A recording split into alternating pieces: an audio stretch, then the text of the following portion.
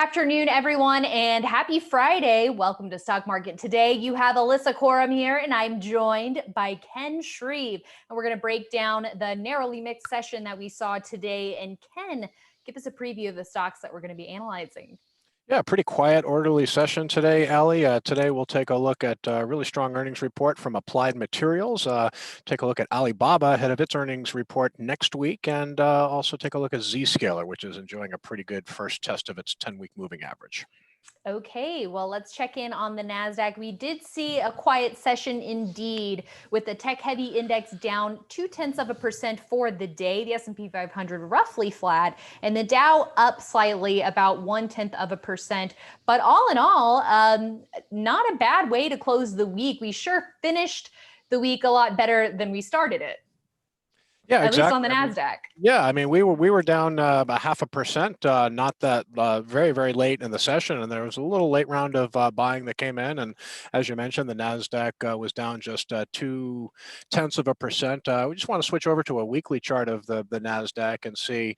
This is an index that's still showing really great action. You see this nice long uptrend since it confirmed a follow-through day in April. You look at where it closed this week compared to where it closed the prior week, and just trading tightly near highs. So I think the bulls still have reason to be optimistic here. That's right. Looking pretty good. And so are some stocks. We're going to take a look at Applied Materials. Ticker is AMAT there, closing up about 4% for the day. It did finish off of session highs, but still a decent gain for the day on that quarterly earnings report. What do you make of it?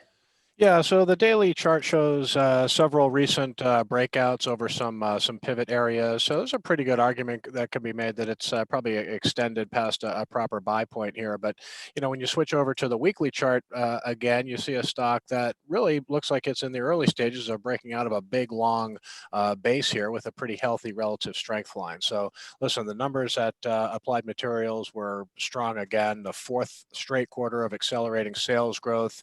They're just really well positioned for growth. CEO Gary Dickerson is just talking about all these dynamic markets, artificial intelligence, big data, cloud infrastructure, even automotive technology. Applied Materials has a little piece just helping supplying new equipment for chip makers. So very well positioned for growth, and a really nice earnings report. Good guidance too. Mm-hmm. Yeah, so we've got the nice fundamentals, the good price action that you mentioned, and relative strength line. And also adding on to that, what I like to see is this huge buying this week. That really stands out to me. So some nice institutional support going along with that. So definitely one to keep on the radar. It has a lot of the makings of the top growth stocks that we like to closely follow. Yeah, and even though the stock ended near its lows after an early pop today, it still rose for the day, and you can see the weekly gain. It closed in the upper half of its range. So bottom line, this was a nice accumulation week for AMAT stock, and just regarded as a bellwether in the chip equipment group, and a lot of good things going on in the chip sector right now, 5G and all these emerging markets that I've mentioned. So AMAT looks pretty solid. Yeah, it sure does. And elsewhere, let's check in on Zscaler, ticker ZS, pulling back to its 10-week line. We're going to stay on the weekly chart here. So it did lose about 2.4% or so for the week, but this nice test of the 10-week line here, still holding support at that level. Is it enough though to buy yet, or are you still waiting for a little bit more of a bounce before getting in?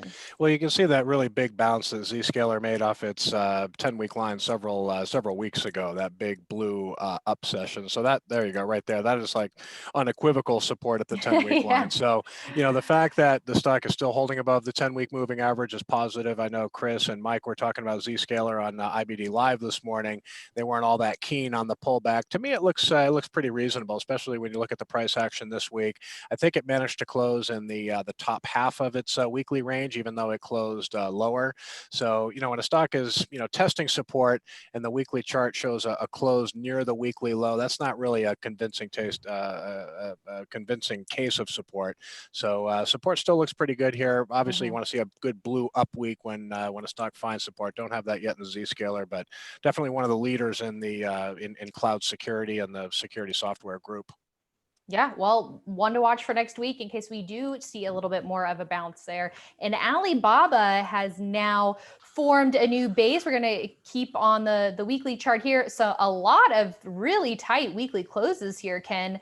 And I am going to look at the daily chart just really quickly because we now do have official pattern rec showing up for a flat base, but flipping back to the weekly chart here, some really nice tight action ahead of that earnings report next week. Yeah, they're going to be reporting Thursday before the open. Kind of interesting, the Nasdaq turned in a pretty solid session today, closed slightly lower, but there was broad-based weakness in a lot of Chinese stocks. There's a SEC accounting probe of a China stock, basically known as the Netflix of China. It's ticker IQ. I believe the company's name is pronounced iQIYI, but yeah, anyway, let's go with that. Yeah, there's an accounting probe going on there. That caused a broad-based weakness in a lot of China names in the market. Smith Growth 250, but Alibaba's holding up very well here. Wouldn't be surprised to see really strong numbers next week, and you got a nice base taking shape here, so it is a breakout candidate for sure. Yes, definitely one to watch for the radar, along with the other names that you are discussing in detail in your weekly earnings preview column. So everyone should definitely check that out next week. Anything else that we should keep on our radar for next week, Ken? Yeah, well, let's see. We've got Alibaba, of course. We've got JD.com, Pinduoduo, and also VipShop, which is a very interesting sort of online discount retailer in China. All of these stocks are huge internet giants in China, capitalizing of a booming internet population. So 4 China stocks. Then we got a bunch of retailers set to report as well, including Target, which hit a new high today. And, good to see a broad-based strength in retail stocks in this market too.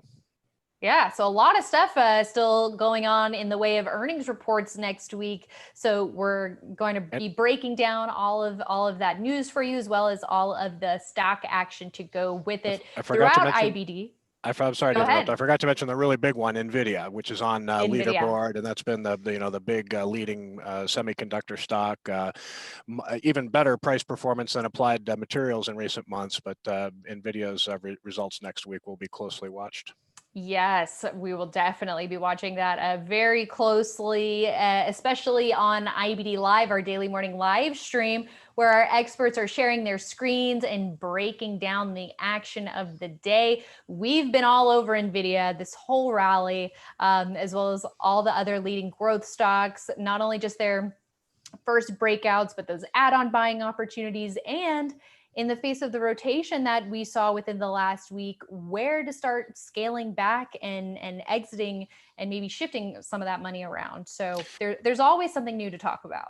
Absolutely, and we first targeted NVIDIA for leaderboard pretty soon after we saw these signs of strength in the Nasdaq and S&P 500 in April. That's when the market went into a confirmed uptrend, and NVIDIA was one of the first stocks added to leaderboard. So we've got a very, very nice profit cushion in this one, and pretty easy hold into earnings. Yeah, NVIDIA definitely a mainstay on leaderboard as well. You can check that out at leaderboard.investors.com and IBD Live over at investors.com/IBD Live. We hope you join us, but we also hope you have a great weekend, and we'll see you right back here on Monday.